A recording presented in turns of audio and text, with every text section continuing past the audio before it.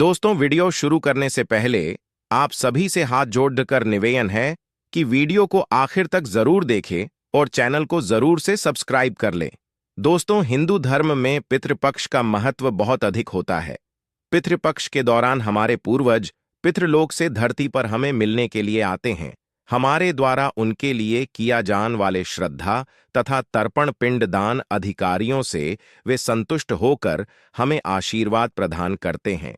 प्रतिवर्ष पितृपक्ष भाद्रपद मास के शुक्ला पक्ष की पूर्णिमा तिथि से प्रारंभ होते हैं और अश्विन मास की अमावस्या को इनकी समाप्ति होती है।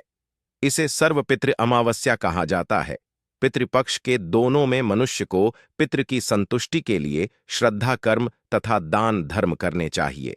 श्री कृष्ण कहते हैं, जी मनुष्य को उसके पितरों का आशीर्वाद प्राप्त होता है, उसके कल का गौरव सदैव ही बढ़ता है। ऐसा मनुष्य कभी दरिद्र नहीं राहत है। इस साल पितृपक्ष 17 सितंबर मंगलवार के दिन प्रारंभ हो रहा है और 2 अक्टूबर बुधवार के दिन पितृपक्ष का समापन होगा। पितृपक्ष सो रहा दोनों तक चलते हैं। इस दौरान मनुष्य को पितरों की संतुष्टि के लिए उपाय अवश्य करने चाहिए। दोस्तों, पितृ मनुष्य के परिवार का सुरक्षा कवच होते हैं। पितृशक्ति मनुष्य की हर प्रकार के संकट से रक्षा करती है। यदि घर में पितृशक्ति का वास हो तो घर में किसी भी प्रकार की दुष्ट आत्मा तथा नकारात्मक शक्तियां प्रवेश नहीं करती है। इसीलिए हमें पितृपक्ष में कुछ ऐसे कार्य करने चाहिए जिससे हमारे घर में पितृशक्ति का वास हो। पितरों को प्रसन्न करने के लिए गरुड़ पुराण में भगवान श्री कृष्ण ने बहुत ही महत्वपूर्ण उपाय बताए। भगवान श्री कृष्णा के अनुसार पितरों की संतुष्टि के लिए सर्वोत्तम उपाय है दान करना, और दान में भी सर्वोत्तम होता है तिल का दान करना। जो भी मनुष्य पितृपक्ष में पितरों के लिए तिल का दान करता है उसके सभी पापों का एवं दुखों का नश हो जाता है। इसके अलावा आप पितृपक्ष में अपने पितरों की संतुष्टि के लिए वस्त्र आदि का दान अवश्य करें। यदि गाय का दान किया जाए तो कई गुना अधिक फलों की प्रताप होती है। दोस्तों, हमारे प्राचीन धर्म में गाय माता को एक अत्यंत महत्वपूर्ण और पवित्र पशु माना जाता है। शास्त्रों में गाय को माता कहा गया है और समस्त देवी देवता इनका पूजन करते हैं। गौ माता के शरीर में 33 करोड़ देवी देवताओं का निवास होता है।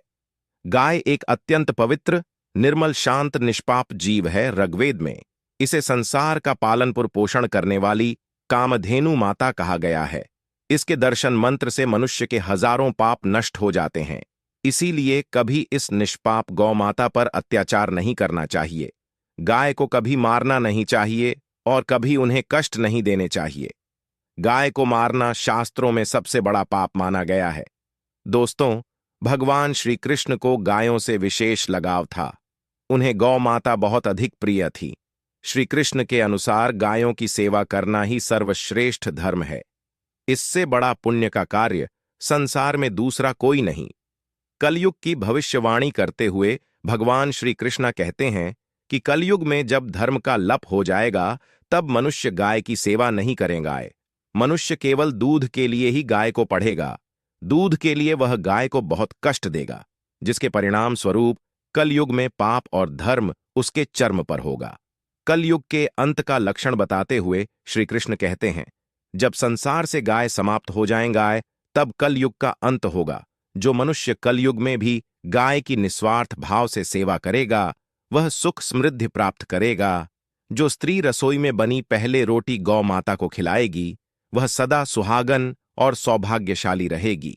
जो लोग अपने घर में गाय से प्राप्त पंचगव्य को घर में रखेगा उसके घर में कभी दुख दरिद्रता नहीं आएगी। दोस्तों, हमारे धर्म के सभी शास्त्रों में गाय की सेवा को ही सर्वश्रेष्ठ माना गया है। जो व्यक्ति प्रतिदिन किसी तरह से गौ माता की सेवा करता है वह सबसे अधिक पुण्यवान बन जाता है। गांव में तो मनुष्य को गाय की सेवा करने का अवसर प्राप्त होता है, लेकिन शहरों में गाय के दर्शन आसानी से नहीं हो पाते हैं। इसीलिए मनुष्य को गौशाला में जाकर गाय की सेवा करनी चाहिए अथवा गौशाला के लिए दान धर्म करने चाहिए। इसके अलावा आप अपने घर में ही गौ माता की मूर्ति रखकर उनकी पूजा जरूर करें। इससे भी माता कामधेनु का आशीर्वाद प्राप्त होता है। शास्त्रों में गौ माता को मां लक्ष्मी का रूप माना गया है। इसीलिए उनकी पूजा करने से दरिद्रता दूर होती है। प्राचीन कल से ही गौ माता की सेवा और संरक्षण करने की परंपरा चली ए रही है कई राशि। मणि अपनी कुटिया में गायों का पालनपुर करते थे तथा राजा महाराज गायों का दान करते थे। गायों के दान को सबसे बड़ा दान कहा गया है। गाय का दान करने से सभी जनों के पाप नष्ट हो जाते हैं और मनुष्य को मोक्ष की प्रताप होती है। आज हम आपको गौ माता के संबंध में बहुत ही महत्वपूर्ण बातें बताने जा रहे हैं। गाय की पूजा कैसे करनी चाहिए, गाय को कौन सी चीज खिलौने से कौन सा फल मिलता है तथा गाय के किस अंग को स्पर्श करने से दरिद्रता दूर होती है। आदि के बड़े में हमारे शास्त्रों में बहुत ही महत्वपूर्ण ज्ञान दिया गया है। हमारी अत्यंत पूजनीय गौ माता के बड़े में आप सभी को यह बातें अवश्य जान लेनी चाहिए। इससे आपके जीवन से सभी प्रकार के कष्ट दूर होंगे।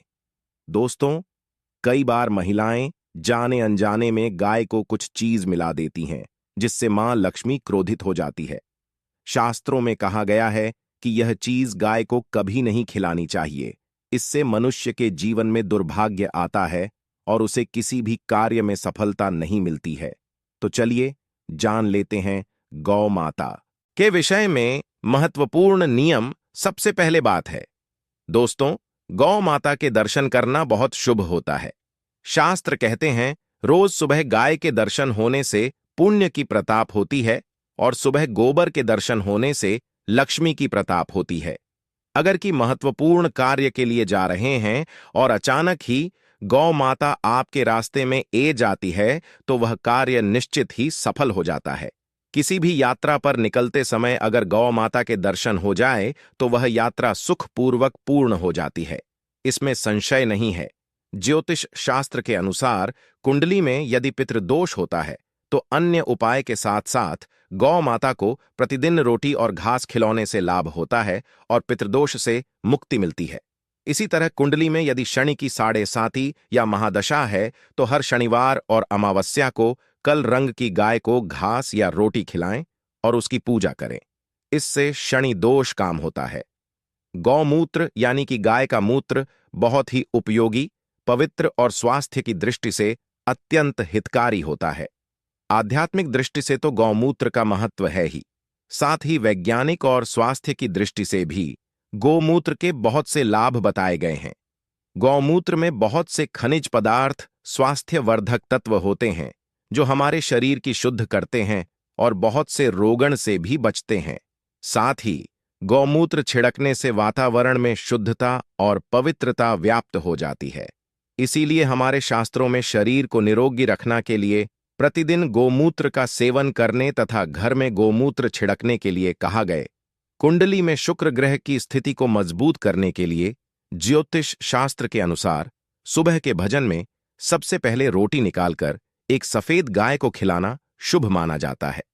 अगर आपकी कुंडली में बुध ग्रह कमजोर है या आपको किसी कारण इसके दुष्प्रभाव जलना पड़ रहे हैं तो हर बुधवार के दिन गाय को हर 4 खिलाना शुरू कर दें।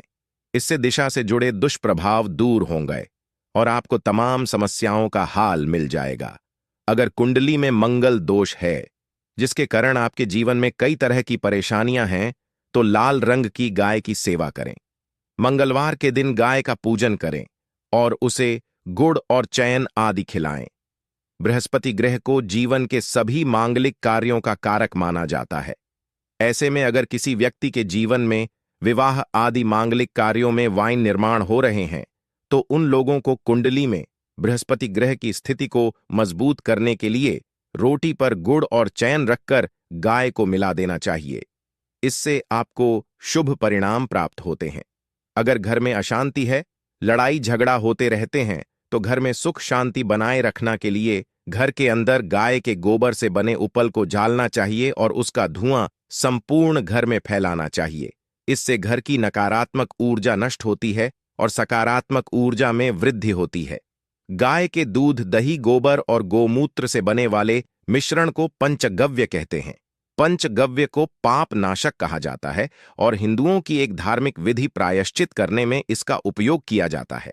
पंचगव्य को बनाने वाली सभी वस्तुएं अत्यंत उपयोगी होती हैं, जो स्वास्थ्य के लिए लाभदायक तो है ही, साथ ही औषधि गुना से भी भरपूर है। दोस्तों, अगर आपके द्वारा पर गौमाता आई है तो उसे बिना रोटी खिलाएं जान मत देना, नहीं तो आपको दुर्भाग्य का सामना करना पड़ेगा, क्योंकि जिसके द्वारा से गाय बिना कुछ प्राप्त किया लौट जाती है, उसके घर से लक्ष्मी भी चली जाती है। प्रत्येक स्त्री को प्रतिदिन गाय के लिए एक रोटी बनानी चाहिए और प्रेम से गौ माता को खिलानी चाहिए। इससे गौ माता का आशीर्वाद प्राप्त होता है और मां की इच्छाएं पूर्ण होती हैं। कुछ लोग गौ माता को बंसी भजन अथवा झूठ मिला देते हैं। इसे शास्त्रों में पाप माना गया है। आप किसी अन्य पशु को मिला सकते हैं, लेकिन गाय को कभी झूठ नहीं खिलाना चाहिए। भूख लगाए के कारण गौ माता उसे अन्य को ग्रहण तो कर लेती है, लेकिन इसका पाप उसे व्यक्ति को लगता है जो गौ माता को ऐसा बंसी भजन खिलता है। गाय एक शाकाहारी और पवित्र पशु है, इसीलिए गाय के भजन में कभी मांस, अंडे आदि चीज नहीं डालनी चाहिए। ऐसा करने से महापाप लगता है। यदि आपकी कुंडली में चंद्र दोष है और जिसके कारण लगातार परेशानी उठानी पड़ रही है, तो आप यह एक उपाय जरूर करें। आप रोटी पर सफेद मक्खन, नमक और घी लगाकर गौ माता को मिला दें। यदि शनि दोष है तो आटे में थोड़े कल, तिल मिलकर रोटी बनाकर गौ माता को मिला दें। इससे शनि दोष समाप्त होता है। मंगल दोष को दूर करने के लिए रोटी पर हल्दी लगाकर गाय को खिलाना चाहिए। अगर घर में धन की समस्या है तो गुरुवार के दिन गाय को केले का फल खिलाना चाहिए। इससे दरिद्रता दूर होती है। दोस्तों, गौ माता के पीठ पर एक उभरा हुआ कुबड़ होता है। उसे कुबड़ में सूर्य केतु नदी होती है। जब भी आपके द्वारा पर गौ माता पधारे, आप इस कुबेर को एक बार जरूर स्पर्श करें। इससे आपके जीवन से सभी दुखों का अंत होगा और धन संपत्ति की प्रताप होगी। शास्त्रों में कहा गया है, जो मनुष्य तन्मान धन से गौ माता की सेवा करता है, वह मृत्यु के बाद अपनी नदी को गौ माता की पूंछ पड़कर पर कर लेट है। उसे व्यक्ति की काल मृत्यु नहीं होती है और उसे मोक्ष की प्रताप होती है। जी व्यक्ति के भाग्य की रेखा सोई हुई है। अगर वह व्यक्ति अपनी हथेली पर गुड़ रखकर गौ माता की जब से चट्टा है, तो उसकी सोई हुई भाग्य रेखा खुला जाती है और उसका दुर्भाग्य सौभाग्य में परिवर्तित हो जाता है। तो दोस्तों, इस प्रकार से आप सभी गौ माता की सेवा जरूर करें। उम्मीद है आपको यह जानकारी अच्छी लगी होगी। वीडियो को लाइक जरूर करें और कमेंट में जय गौ माता और जय श्री कृष्णा जरूर लिखें। साथ ही चैनल को सब्सक्राइब करें।